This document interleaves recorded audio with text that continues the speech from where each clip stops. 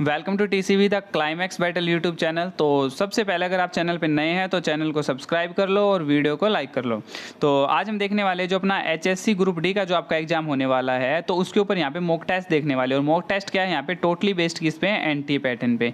जैसा कि आपको पता है एनटीए एजेंसी आपका एग्जाम कंडक्ट करवाएगी, तो यहाँ पे हमें क्या जरूरी हो जाता है कि हम एनटीए के द्वारा जो क्वेश्चन यहाँ पे कंडक्ट करवाए गए हैं एग्जाम पहले उनमें आए हैं तो उनके लेवल के यहाँ क्वेश्चन यहाँ पे क्या है कि हम डिस्कस करें। तो जो टोटली बेस्ड यहाँ पे एनटीए पैटर्न यहाँ पे हम मॉक देखने वाले। और किसका मॉक है यहाँ पे, हरियाणा जीके का। हरियाणा जीके का मॉक टेस्ट देखने वाले। तो इसमें कितने क्वेश्चन आने वाले आपको पता है, 25।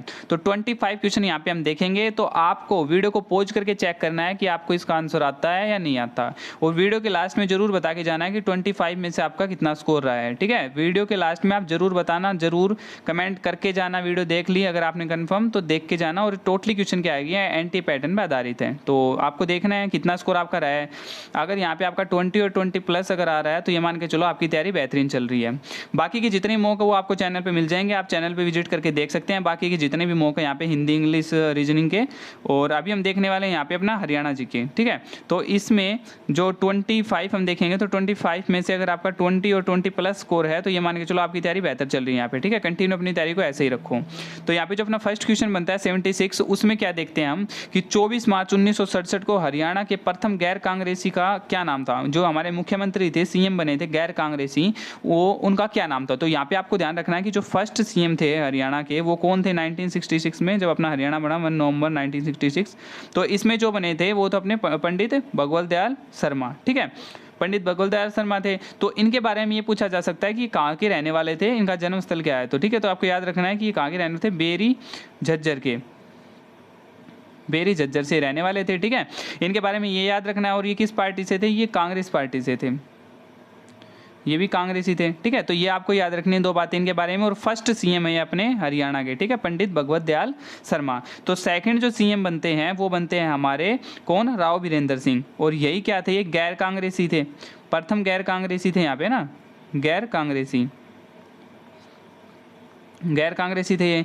और आपको याद रखना है कि जो ये राव बीरेंद्र सिंह जी थे, इनका जो कार्यकाल था वो कब से कब तक था, 24 मार्च 1967 से लेकर, और इनका जो ये कार्यकाल था वो था 2 नवंबर 1967 तक। 2 नवंबर 1967 तक आपसे पूछा जा सकता है टोटल कितने दिन का था, 224 दिन। 224 दिन का कार्यकाल था, कब से, 24 नवंबर से 2 नवंबर 1967 तक। ये बातें आपको इनमें क्या है कि याद रखनी है। और एक सबसे इंपॉर्टेंट बात ये हो जाती है कि जो राव बीरेंद्र सिंह थे यानी कि दूसरे सीएम थे हरियाणा के और प्रथम गैर कांग्रेसी सीएम थे। और अगर हम देखें इनके बारे में तो इन्होंने कौन सी पार्टी का गठन किया था, ये भी आपसे पूछा जा सकता है कि पार्टी कौन सी थी इनकी। इनकी थी विशाल हरियाणा पार्टी। कौन सी थी, विशाल हरियाणा पार्टी। ठीक है, आपको याद रखना है, पूछा जा सकता है विशाल हरियाणा पार्टी के जनक कौन है, तो राव बीरेंद्र सिंह थे। ठीक है, और ये फर्स्ट इलेक्टेड भी हमारे मुख्यमंत्री थे हरियाणा के। तो याद रखना आपको तीनों चारों बातें। नेक्स्ट देखते हैं 77 जो क्वेश्चन अपना हो जाता है कि हरियाणा में पानीपत शहर से प्रतिवर्ष कितने करोड़ रुपए की वस्तुएं निर्यात होती हैं। तो पानीपत शहर से निर्यात क्या होंगी आपको पता है, जैसे कि कालीन वगैरह होगी, चादर वगैरह, खोल वगैरह, कंबल वगैरह होते हैं ना, तो यहाँ पे होते हैं पानीपत में सबसे ज्यादा। तो इसी वजह से जो इसको पानीपत को क्या बोला जाता है, यहाँ पे बुनकरों का शहर, बुनकरों का शहर बोला जाता है ना, तो इसी वजह से बोला जाता है। ठीक है, और जो सारा निर्यात होता है ये लगभग कितने करोड़ का होता है, 500 करोड़, 500 करोड़ का यहाँ पे लगभग ये निर्यात होता है यहाँ पे प्रतिवर्ष। ठीक है, तो आपको ये तीनों चारों बातें यहाँ पे याद रखनी है पानीपत के बारे में। तो नेक्स्ट अपना 78 नंबर क्या कहता है, निम्नलिखित में से यहाँ पे संस्थानों में से कुंडली में स्थापित किया जा रहा है, ये याद रखना आपको। ठीक है, पेट्रोकेमिकल अनुसंधान नहीं है यहाँ पे, जो यहाँ पे बच गया अपना क्या, उपयुक्त में से कोई नहीं, ऐसी बात नहीं है। ठीक है, पाएगा। तो राष्ट्रीय बॉक्सिंग एकेडमी जो अपनी ये कहाँ पे है, राष्ट्रीय जो बॉक्सिंग एकेडमी है ये आपको बतानी है कहाँ पे। ठीक है, जो इसका करेक्ट आंसर हो जाएगा वो क्या है, यहाँ पे कुंडली में जो स्थापित कर रहे हैं वो है राष्ट्रीय खाद्य प्रौद्योगिकी एवं प्रबंधन संस्थान। ये इसका करेक्ट आंसर है यहाँ पे, जो अभी कुंडली में स्थापित कर रहे हैं। ठीक है, तो इसमें जो याद रखना है, वैसे इसको देखें तो ये कैसे है, ये है अपनी निफ्टैम, निफ्टैम है। ठीक है, NIFTEM, इसके बारे में बता देता हूँ मैं आपको यहाँ पे क्या है ये NIFTEM, निफ्टैम। ठीक है। निफ्टैम है ये जो स्थापित हो रही है अभी कुंडली सोनीपत में, तो इसकी फुल फॉर्म क्या होगी, national institute of food technology entrepreneurship and management, ये इसकी क्या हो जाएगी यहाँ पे फुल फॉर्म हो जाएगी। तो ये आपको याद रखनी है कहाँ पे स्थापित की जा रही है, ये कुंडली में स्थापित, जो सोनीपत में है कुंडली यहाँ पे स्थापित की जा रही है, तो आपको इसके बारे में यहाँ पे याद रखना है, ठीक है। और दूसरी बात जो अभी पूछा था मैम ने यहाँ पे, जो राष्ट्रीय बॉक्सिंग संस्थान यानी कि राष्ट्रीय यहाँ पे रखो नेशनल बॉक्सिंग एकेडमी, बताओ आप कहाँ पे, नेशनल बॉक्सिंग एकेडमी, ये कहाँ पे आपकी, ये आपको याद रखनी है आपकी रोहतक में, रोहतक के सेक्टर 6 में, ये आपको याद रखनी है, ठीक है। इसके बारे में दोनों तीनों बातें जो भी है हमने की हैं अभी, ये आपको यहाँ पे याद रखनी है। तो नेक्स्ट देखते हैं इसका जो करेक्ट आंसर क्या था अपना, ये हो जाएगा, याद रखना निफ्टैम। नेक्स्ट है 79, इसमें बोला है कि निम्नलिखित में से भैंस की कौन सी नस्ल ब्लैक गोल्ड के नाम से प्रसिद्ध है। तो ये तो हरियाणा में अगर कोई रह रहा है, हरियाणा की तैयारी कर रहा है, तो ये मान के चलो वो ये क्वेश्चन गलत नहीं कर सकता, डेफिनेटली गलत नहीं कर सकता। क्यों, क्योंकि जो इसका करेक्ट आंसर है हरियाणा नहीं है, साहिवाल नहीं है, इनमें से कोई नहीं है, अपनी जो है यहाँ पे आ जाएगी मुर्रा भैंस, जो अपनी मुर्रा भैंस है इसको क्या बोलते हैं, ब्लैक गोल्ड, हरियाणा में है ना ब्लैक गोल्ड, ये आपको याद रखना। और ये इंपॉर्टेंट क्वेश्चन हो जाता है यहाँ पे ब्लैक गोल्ड वाला, क्योंकि ये आया हुआ है आपका एचपी में भी आया था ये पहले, है ना, और यहाँ पे पहले भी आया हुआ है ये काफ़ी बार, तो आपको ये याद रखना है। जो ये मुर्रा भैंस है ये आपसे पूछी गई है ब्लैक गोल्ड के नाम से कौन प्रसिद्ध है, तो मुर्रा भैंस इंपॉर्टेंट है, याद रखना ये। नेक्स्ट देखते हैं 80 है, 80 क्वेश्चन में कहता है 41 यानी 41 करोड़ रुपए की लागत से कितने नए ट्रांसफॉर्मर लगाने की योजना लागू की गई है, ठीक है। तो ये जो इसका करेक्ट आंसर हो जाएगा, कितने नए ट्रांसफॉर्मर लगाने की यहाँ पे योजना ही है 5500, यानी कि फर्स्ट ऑप्शन अपना करेक्ट हो जाएगा। तो आपको ये याद रखना है 80 का कितने नए ट्रांसफॉर्मर लगाने की यहाँ पे योजना चल रही है, तो ये है अपना 5500। नेक्स्ट देखते हैं 81 नंबर, हरियाणा राज्य में हाल ही में कहाँ पर स्टोरेक्स विश्वविद्यालय का शिलान्यास किया गया है, ठीक है। तो आपको याद रखना है, तो ये जो अपना यहाँ पे है विश्वविद्यालय, ये कौन सा यहाँ पे, स्टोरेक्स यूनिवर्सिटी, कहाँ पे है आपकी, ये है आपकी गुरुग्राम में, गुरुग्राम यूनिवर्सिटी है। और ये कब स्थापित हुई थी, याद रखनी है आपको, ये स्टोरेक्स जो यूनिवर्सिटी है, यहाँ पे हम देखते हैं स्टोरेक्स यूनिवर्सिटी, तो कब स्थापित हुई थी, ये हुई थी आपकी 2016 में, ठीक है। और आपको एक बात और याद रखनी है, ये कैसी यूनिवर्सिटी है आपकी, प्राइवेट यूनिवर्सिटी है। यानी कि इसके बारे में क्या देखा यहाँ पे कि जो स्टोरेक्स विश्वविद्यालय ये कहाँ पे है आपका, GGN यानी गुरुग्राम में ही आपका कब स्थापित हुआ था, 2016 में हुआ था। कैसी यूनिवर्सिटी है ये आपसे पूछा जा सकता है, ये प्राइवेट यूनिवर्सिटी है। तो तीनों चार बातें आपके इसके बारे में याद रखनी है, स्टोरेक्स के बारे में, ठीक है। नेक्स्ट देखते हैं यहाँ पे 82 नंबर, जो अपना ग्रीष्म काल में हरियाणा का औसतन तापमान कितना रहता है। तो गर्मी की बात करी यानी ग्रीष्म की बात करी है, तो कितना हो जाएगा यहाँ पे 35 डिग्री। और अगर शीतकाल की बात करता है यहाँ पे, तो कितना हो जाता है यहाँ पे 12 डिग्री, ठीक है। तो दोनों याद रखना है आपको कि ग्रीष्म काल में कितना होता है यहाँ पे 35 डिग्री और शीतकाल में कितना होता है यहाँ पे 12 डिग्री। तो दोनों याद रखना, इसका करेक्ट आंसर हो जाएगा 35 डिग्री। तो 82 का सेकंड। 83 में देखते हैं कि निम्नलिखित में से कौन सा सत्य नहीं है, हमें ये बताना है, ठीक है। देखते हैं 83 क्या कहता है यहाँ पे। फर्स्ट में कह रहा है यहाँ पे एक रेल मार्ग अंबाला से चंडीगढ़ होता हुआ बड़ी लाइन के अंतिम स्टेशन तक जाता है, ठीक बात है। दूसरा देखते कालका से एक छोटी रेल लाइन शिमला हिमाचल प्रदेश तक जाती है, ठीक है। एक रेल मार्ग अंबाला से यमुनानगर होता हुआ सहारनपुर उत्तर प्रदेश तक जाता है, बिल्कुल ठीक है। एक रेल मार्ग मध्य प्रदेश होता हुआ सीधा चेन्नई जाता है, तो यहाँ पे ये हो जाता है गड़बड़ मामला, ठीक है। तो यहाँ पे गड़बड़ मामला क्यों जाता है, यहाँ पे दिल्ली राजस्थान होता हुआ यहाँ पे जाता है चेन्नई की तरफ, है ना। तो ये सीधा यहाँ पे नहीं जाता, तो ये तो हमारा इनकरेक्ट हो जाएगा। और इसने यही पूछा है कि सत्य नहीं है, तो सत्य ये बिल्कुल नहीं है। ये वाला बिल्कुल सत्य है अपना, और ये वाला बिल्कुल सत्य है, और ये वाला बिल्कुल सत्य है, ठीक है। तो ये दो तो आपको इंपॉर्टेंट है, ये आपको याद रखने दोनों मार्ग, ठीक है। कौन सा, कालका से ये जो कालका लाइन है अपनी कालका से शिमला वाली, और एक ये अंबाला यमुनानगर होता हुआ सारण वाला, ये दोनों आपको इंपॉर्टेंट है, याद रखने हैं, ठीक है। इसके बाद आपको यहाँ पे एक चीज और इंपॉर्टेंट हो जाती है याद रखनी कि जो कालका से शिमला जो नैरो गेज पे बनाया गया है, नैरो गेज याद रखनी है आपको। अलग अलग गेज होती है यहाँ पे रेल की, तो यहाँ पे नैरो गेज है, नैरो गेज कौन सा, कालका से शिमला वाला। तो इसके बारे में एक दो बातें जो आपके लिए इंपॉर्टेंट हो जाती हैं और आपसे पूछी भी गई हैं। तो जो बनाया गया था कालका से लेकर शिमला तक नैरो गेज, तो ये कब मतलब स्टार्ट हुआ था, ये 1898 से स्टार्ट होकर ये कब तक चला था, ये 1903 में कंप्लीट हुआ था। ठीक है, ये आपको याद रखना, इसका टाइम पीरियड था यहाँ पे। और जो इस पे फर्स्ट जो यहाँ पे ये यातायात स्टार्ट हुई थी वो कब हुई थी, 1903 यानी 1903 में यहाँ पे फर्स्ट स्टार्ट हुई थी यातायात। इसको और आगे देखें तो आप देख सकते हैं 9 नवंबर 1903 यानी कि 9 नवंबर 1903 में यहाँ पे यातायात शुरू हो गई थी। नैरो गेज है यानी कि 2 फीट और यहाँ पे 6 इंच, 2 फीट 6 इंच का नैरो गेज है यहाँ पे, ये भी आपको याद रखना है। और इसके बारे में आप एक चीज़ और है जो इम्पोर्टेंट है, वो आपके नेशनल जीके से भी यहाँ पे हो जाती है इम्पोर्टेंट, और यहाँ पे अपनी स्टेट जीके की तो डेफिनेटली इंपॉर्टेंट बन जाती है। क्या है, ये है कि जो ये अपना ये कालका से शिमला वाला जो ये रेल लाइन है, इसको विश्व धरोहर की कैटेगरी में शामिल किया गया था, यानी कि यूनेस्को की वर्ल्ड हेरिटेज साइट में, है ना, जो यूनेस्को है उसकी वर्ल्ड हेरिटेज साइट कब शामिल किया गया था ये, इसमें ये किया गया था 24 जुलाई 2008 को, 24 जुलाई 2008 को। ये आपको याद रखनी है, तीनों चीज़ें मोस्ट इंपॉर्टेंट है ये वाला आपका 24 जुलाई 2008। अगर 24 जुलाई भी याद ना रहे तो 2008 तो आपको याद रखना ही रखना है कि कब किया गया था शामिल विश्व धरोहर में, 2008 में, कालका से शिमला वाला मार्ग आपका।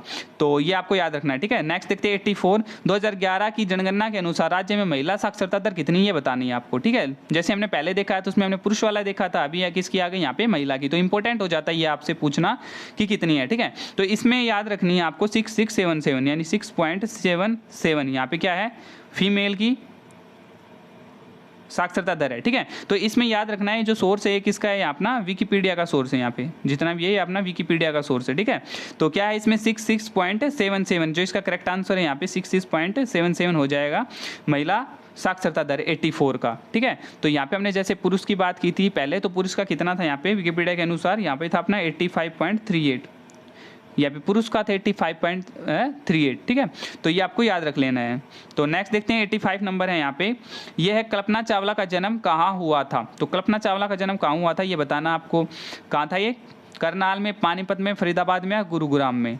तो इनका जो जन्म हुआ था वो कहाँ पे हुआ था, यहाँ पे करनाल में, करनाल में इनका जन्म हुआ था। इसके बारे में, इनके बारे में आपको एक चीज़ और ध्यान रखनी है इस क्वेश्चन के बारे में, क्या कि ये इनका जो जन्म हुआ था वो कब से कब, यानी कि टाइम पीरियड क्या था इनका जो था वो 17 मार्च 1962, यानी कि जन्म हुआ था वो था यहाँ पे 17 मार्च 1962, 17 मार्च 1962 से जो इनकी यानी मृत्यु हुई थी, ये भी पूछा जा सकता है कि इनकी जो डेथ हुई थी वो कब हुई थी कल्पना चावला की। ठीक है, तो ये आपको सिंपल है याद रखना, 1, 2 और 3 ऐसे याद रख लेना। ये एक ट्रिक है इनकी जो ये पूछी गई है पहले भी क्वेश्चन, ये वाला क्वेश्चन आपसे कि कल्पना चावला की जो डेथ हुई थी वो कब हुई थी, है ना। तो 1, 2, 3 याद रखना, यानी कि 1 से हो गया हमारा जनवरी, 2 से हो गया फरवरी और 3 से हो गया 2003, यानी कि 1 फरवरी 2003। तो आपको याद रखना है। ठीक है, 1 फरवरी 2003 कैसे याद रखोगे, 1, 2, 3 से, ये आपसे पूछा गया है, ये इंपॉर्टेंट हो जाता है आपका। ठीक है, तो ये आपको याद रखनी थी इनके बारे में। नेक्स्ट है यहाँ पे कुवैत में 5वीं एशियाई ट्रैक एंड फील्ड, कुवैत में 5वीं एशियाई ट्रैक एंड फील्ड मीट का आयोजन कब हुआ था, जिसमें हरियाणा के जो खिलाड़ी थे चांदराम, उन्होंने 20 किलोमीटर पैदल चाल में पुनः रिकॉर्ड तोड़कर स्वर्ण पदक जीता था। तो ये भी हमारा यहाँ पे इंपॉर्टेंट होता है। ठीक है, तो ये याद रखना आपको, कब की बात है ये, 1983 की बात है। कब ये 1983, तब क्या हुआ था यहाँ पे कुवैत में 5वीं एशियाई ट्रैक एंड फील्ड मीट हुआ था। उसमें जो ये थे हमारे चांदराम, इन्होंने गोल्ड मेडल वहाँ पे क्या था, जीता था गोल्ड मेडल। ठीक है, रिकॉर्ड तोड़ के। तो यहाँ पे रिकॉर्ड तोड़ा था, तो आपको याद होना चाहिए कि कितना रिकॉर्ड था जो इन्होंने बनाया यहाँ पे नया, तो उसका भी हमें पता होना चाहिए ना कि यहाँ पे कितना रिकॉर्ड है। तो वो भी आपको याद रखना है कि जो इन्होंने ये कंप्लीट की थी 20 किलोमीटर पैदल चाल, 20 किलोमीटर की पैदल चाल जो इन्होंने चली थी वो कितने में की थी कंप्लीट, 1 घंटे 30 मिनट और 14 सेकेंड में, 1 घंटा और 30 मिनट और 14 सेकेंड। आपको याद रखनी, ये भी पूछा जाए क्या पता कि 1 घंटा 30 मिनट और 14 सेकंड। ये इंपॉर्टेंट हो जाता है क्योंकि यहाँ पे रिकॉर्ड है, ठीक है, तो रिकॉर्ड है तो यहाँ पे आपका याद रखना बनता है लाजिम। तो इसमें कुवैत में जो हुई थी, इसमें 1983 की बात है ये, और यहाँ पे स्वर्ण पदक जीता था 20 किलोमीटर में। कौन थे? चांदराम खिलाड़ी थे अपने, तो याद रखना आपको।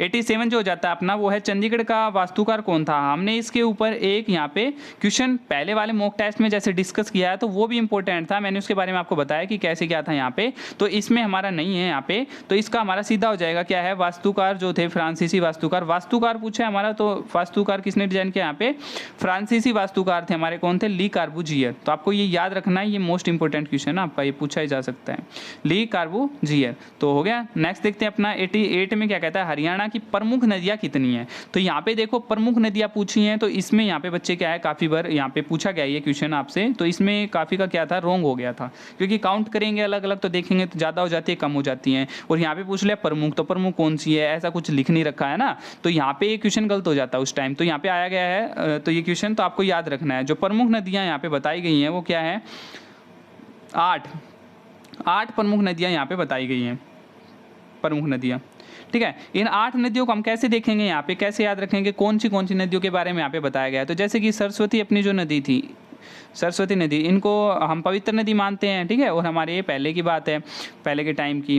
तो इसमें जैसे प्राचीन समय की बात है, सरस्वती प्राचीनतम देव नदी के रूप में भी माना जाता है ना, मान्यता प्राप्त है सरस्वती नदी को प्राचीनतम अपनी देव नदी।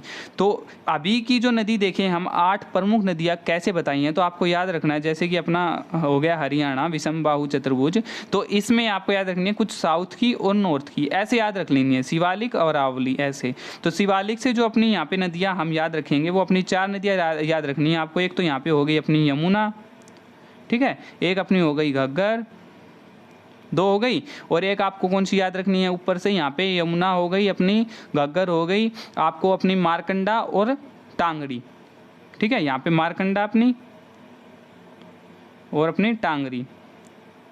4 नदी आपको यहाँ पे कौन सी साइड की रखनी है, यहाँ पे नॉर्थ साइड की, और साउथ साइड से भी आपको 4 ही नदी याद रखनी है। कौन सी रखोगे, साहिबी, दोहन, कृष्णावती और इंदौरी, ठीक है। यहाँ पे अपनी क्या, यहाँ पे क्या आ जाएगी, अपनी साहिबी आ जाएगी, साहिबी, दोहन, कृष्णावती, और यहाँ पे अपनी नू की साइड से इंदौरी। तो कैसे याद रखोगे, 4 इंपॉर्टेंट ऊपर की अपनी याद रखनी है, और 4 अपनी कौन सी याद रखनी है, यहाँ पे नीचे की साउथ की याद रखनी है, 4 नॉर्थ की, 4 साउथ की। तो 8 प्रमुख नदियों में यहाँ पे हमने डिस्कस किया इस क्वेश्चन को, ठीक है। तो आपको याद रखना, अगर आ जाए तो 8 आपको इसको आंसर क्लिक करना है।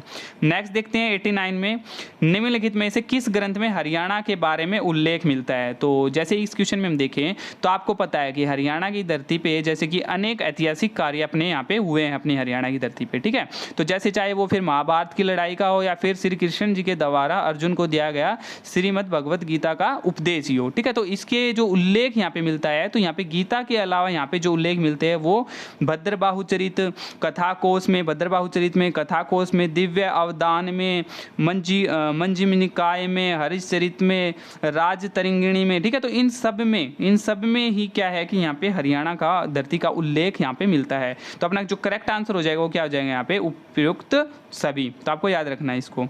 90 नंबर पे हमें विचार करना है, क्या विचार करवा रहा है, देखते हैं क्या विचार कर रहा है। कंपनी ने हरियाणा को 2 भागों में बांट दिया था, जिनमें प्रथम भाग का नियंत्रण सीधे कंपनी के हाथ में था। बिल्कुल ठीक बात है। यहाँ पे यह क्षेत्र दिल्ली के 60 किलोमीटर उत्तर और 60 किलोमीटर यहाँ पे दक्षिण में फैला था, ठीक है। तो यहाँ पे देखते हैं बाकी क्या बोला है, इस क्षेत्र में समालखा, टपूगड़ा, नू और अथीन को शामिल नहीं किया गया था। काश आप नहीं हटा देते, यहाँ पे किया गया था आता है ना, तो ये तो अपना गलत हो गया यहाँ पे।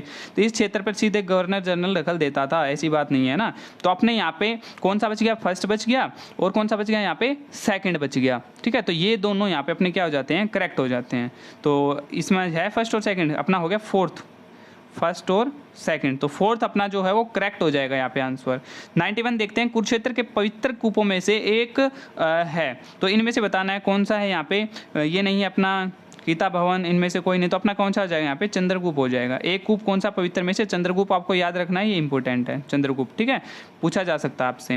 नेक्स्ट है, प्रसिद्ध दुर्गा भवन मंदिर किस जिले में है। तो प्रसिद्ध जो दुर्गा भवन जो मंदिर है अपना हरियाणा में किस जिले में, कुरुक्षेत्र में, जींद में, करनाल में, रोहतक में। सोचो क्या आएगा इसका आंसर, सोचो आपने क्या सोचा है, इसका आंसर कुरुक्षेत्र सोचा है तो आपका गलत है।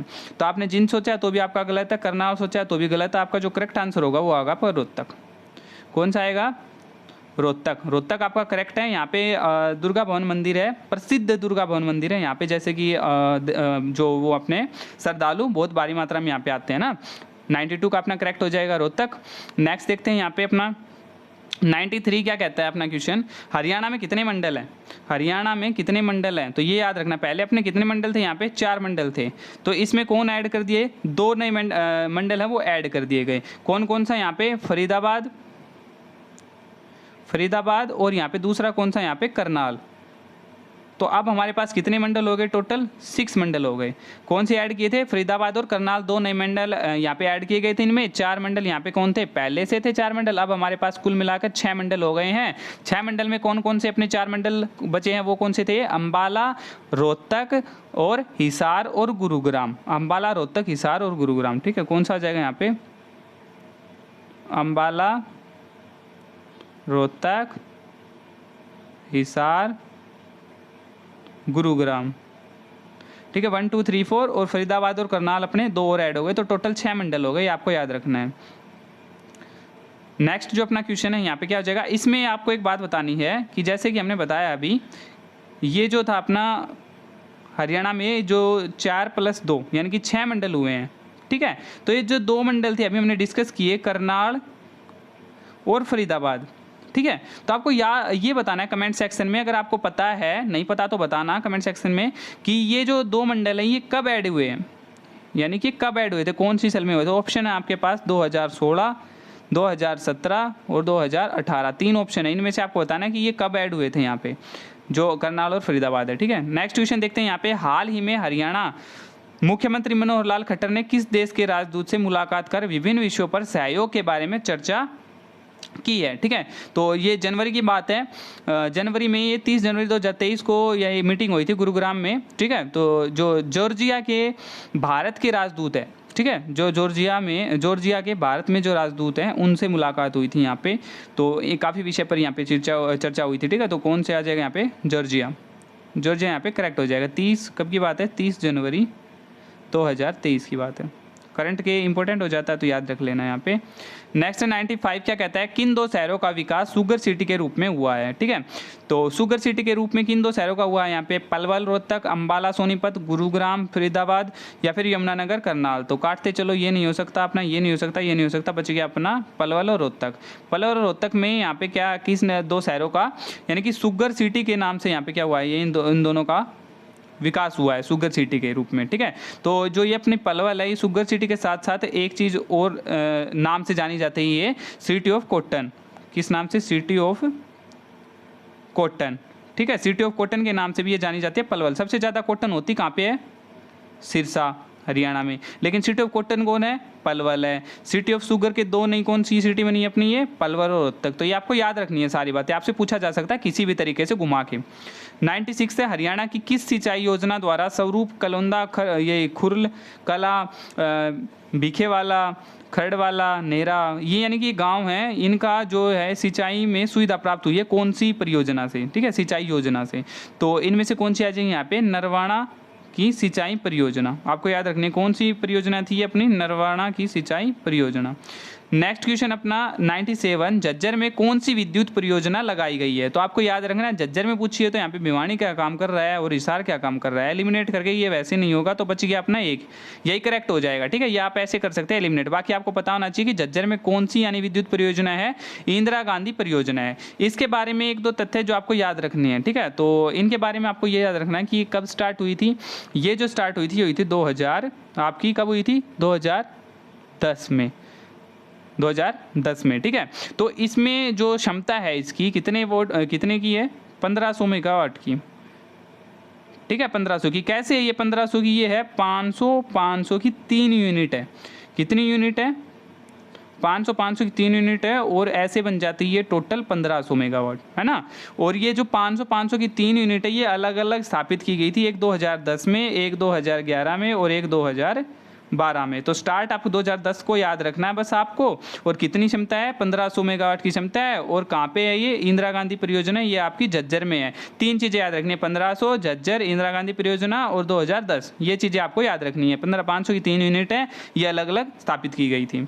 तो नेक्स्ट देखते हैं अपना 98 नंबर क्या है।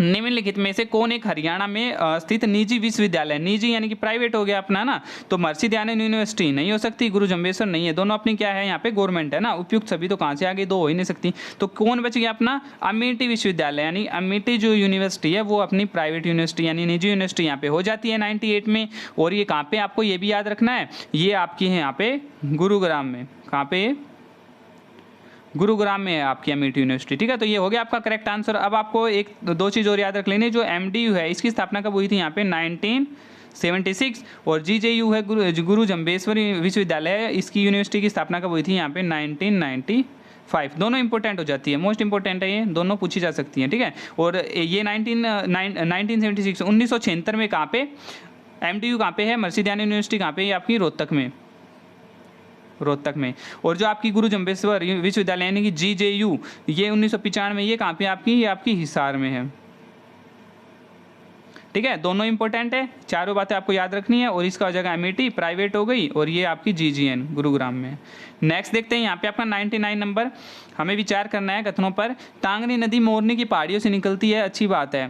टांगरी नदी मारकंडा की सहायक नदी है, अच्छी बात है। टांगरी नदी राजस्थान में प्रवेश नहीं करती। ठीक है, देखते हैं इसका भी यहाँ पे आगे है ऑप्शन कुछ, बस यही 3 कथन थे। तो यहाँ पे एक चीज़ देखो आप, पहले इन्हीं को समझो यहाँ पे, कि जो अपनी टांगरी नदी है मोरनी पहाड़ियों से निकलती है, ठीक बात है यहाँ पे है ना। दूसरी टांगरी नदी मारकंडा की सहायक नदी है, ये भी हो गई यहाँ पे। अब बोला है टांगरी नदी राजस्थान में प्रवेश नहीं करती, तो जैसे कि जो ये अपनी टांगरी नदी है ये अम्बाला में मुलाना के पास क्या होती है, मारकंडा नदी में मिल जाती है। यहाँ पे अपनी मारकंडा नदी है, और ये टांगरी नदी आके यहाँ पे मिल जाती है मुलाना में। ठीक है, तो ये आगे राजस्थान में कहाँ से जाएगी, राजस्थान में तो जा ही नहीं सकती। तो यहाँ पे बिल्कुल इसने नहीं बोला है, नहीं जाती, तो ठीक बात है, ये भी नहीं जाएगी। तो तीनों अपने क्या हो जाते हैं, यहाँ पे करेक्ट हो जाते हैं। तो तीनों कहाँ पे करेक्ट है, देखो ऑप्शन, वो क्लिक कर दो।